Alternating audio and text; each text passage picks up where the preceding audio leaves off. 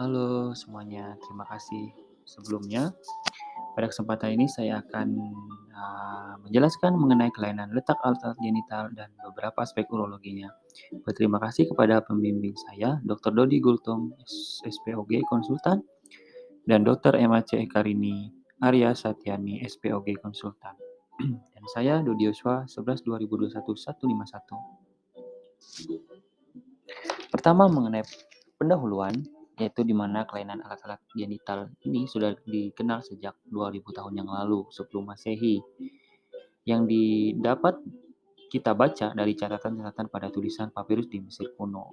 Cleopatra atau Ratu Mesir yang terkenal pada masa itu menyatakan bahwa prolapsus uteri merupakan hal yang aib pada zaman itu, khususnya pada perempuan. Dia menganjurkan untuk pengobatan menggunakan siraman irigasi atau yang disebut dengan larutan adstringensia dalam ilmu kedokteran Hindu kuno. Menurut Chakrabarty, dijumpai juga keterangan-keterangan mengenai kelainan letak alat genital. Dipakai istilah mabati pada waktu itu untuk vagina yang lebar dengan sistokel, rektokel, dan laserasi perineum.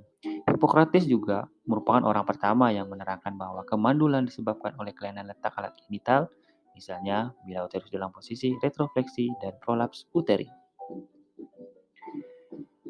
Selanjutnya, jaringan yang mempertahankan posisi dan letak uterus dan vagina. Yang pertama ada ligamen-ligamen. Yang pertama, ligamen rotundum, ligamen sacrouterina, ligamen cardinal, ligamen infundibulum pelvicum. Ada fascia yang bungkusnya. Itu adalah fascia pubocervicalis dan fascia rectovaginalis. Kemudian ada kantung Douglas, otot dasar panggul atau musculus levator ani, dan yang terakhir tonus otot rahim. Kelainan letak uterus. Yang pertama, uterus atau posisi normalnya disebut dengan anteversiofleksi. Biasanya diakibatkan oleh beberapa mendesakan oleh tumor. Biasanya dibagi menjadi dextropositio, sinistropositio, retropositio, dan elevatio. Ada juga disebut dengan descensus, di mana pasien memiliki kelemahan otot dan fascia. Ada juga disebut dengan retroversiofleksi. Di Indonesia ini juga masih dianggap normal. Kemudian ada hiperantefleksi dan inversio uteri. Retroversiofleksi sendiri dibagi menjadi dua, ada yang uteri mobilis di mana dapat direposisi manual, ada yang uteri fiksasi di mana tidak dapat direposisi atau terjadi perlekatan. Selanjutnya retrofleksi mobilis di mana etiologi atau penyebabnya bisa karena kongenital, temporer atau kandung kemih penuh atau akuisita, akusiteni, multiparitas, masa nifas. Kemudian gejala yang biasa terjadi biasanya jarang, tetapi ada juga yang menyebabkan nyeri pada pinggang. Untuk diagnosanya sendiri bisa dengan spekulo atau porsio mendekati dinding depan vagina, bisa juga dengan VT atau vagina tushar, di mana teraba porsio di depan, corpus uteri teraba di belakang melalui fornix posterior. Terapinya ini biasanya tidak diperlukan jika hanya dalam keadaan infertilitas atau sering terjadi absorpsi. Kemudian ada retrofleksi uteri gravidi, di mana bila terjadi kehamilan pada uterus dalam retrofleksi, biasanya terjadi koreksi spontan. Bila tidak, maka disebut dengan uteri gravidi incarcerata atau usia kehamilan lebih dari 14 minggu. Gejalanya bisa retensio urin sistitis, pyelonefritis, struktur kandung kencing, nyeri perut, dan tenismus. Selanjutnya, retrofleksi uteri fixata. Penyebabnya bisa karena radang pelvis yang menahun atau kronis, ada endometriosis, ada mioma uteri atau di belakang uterus. Gejalanya bisa disebabkan oleh pelengketan, bisa asimptomatik maupun simptomatik. Mungkin pemeriksaannya bisa dilakukan uterus retrofleksi dan sebagainya. Untuk terapinya tergantung penyebab. Selanjutnya prolapsus genital. Yang pertama dibagi menjadi dua. Secara garis besar ada inversio vagina atas, biasanya kerusakan otot penyokong vagina atas, kerusakan otot dasar panggul. Yang kedua eversio vagina bawah, yaitu kerusakan otot penyokong vagina bawah atau karena kerusakan diafragma pelvis UG persalinan maupun menopause. Selanjutnya prolaps vagina bisa dibagi menjadi sistokel, uretokel, enterokel, dan rektokel. Kemudian ada prolapsus uteri atau descensus uteri. Biasanya penyebab atau etiologinya biasanya dasar panggul yang lemah, retikulum uteri yang lemah, tekanan intraabdominal yang tinggi. Insidennya biasanya terjadi pada orang tua dan retrofleksi. Menurut beratnya dibagi menjadi 3 tingkatan. Yang pertama ada prolapsus vagina, yang kedua prolapsus uteri, yang ketiga prolapsus totalis. Kemudian selanjutnya adalah masih sama prolapsus uteri dan disensus uteri, di mana jika dasar panggul rusak tapi retikulum uteri kuat, maka uterus tetap pada tempatnya, tapi dinding vagina yang akan menonjol. Biasanya disebut dengan sistokel.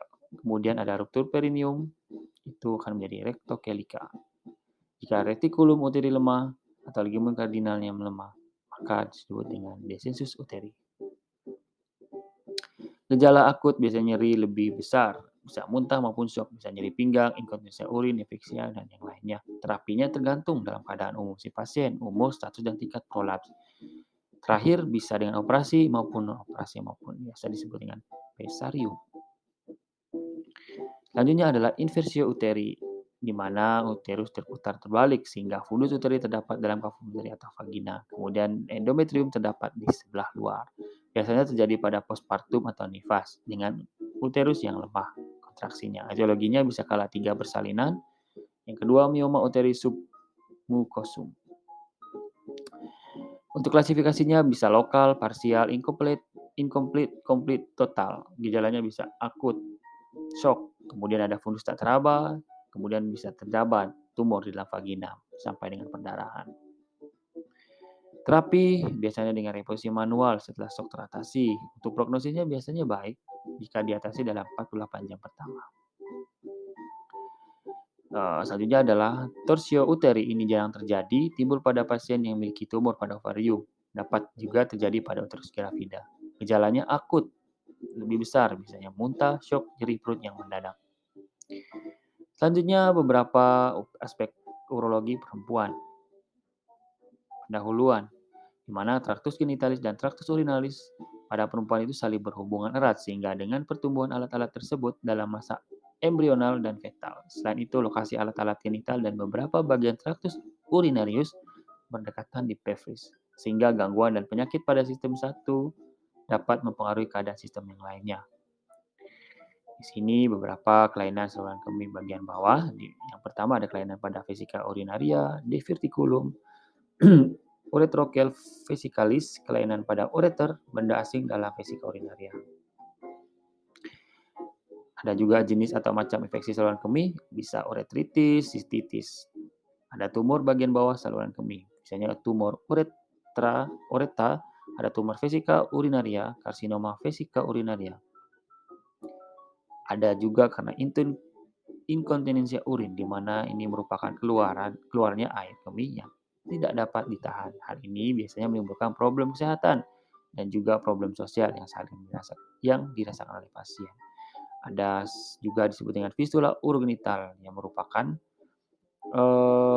biasanya terjadi sebagai kelainan bawaan, tetapi yang paling sering sebagai akibat tindakan obstetrik, pembedahan, radiasi, dan penyebab lainnya. Oke, sekian presentasi saya. Ini daftar pustakanya. Kurang dan lebihnya saya mohon maaf dan terima kasih.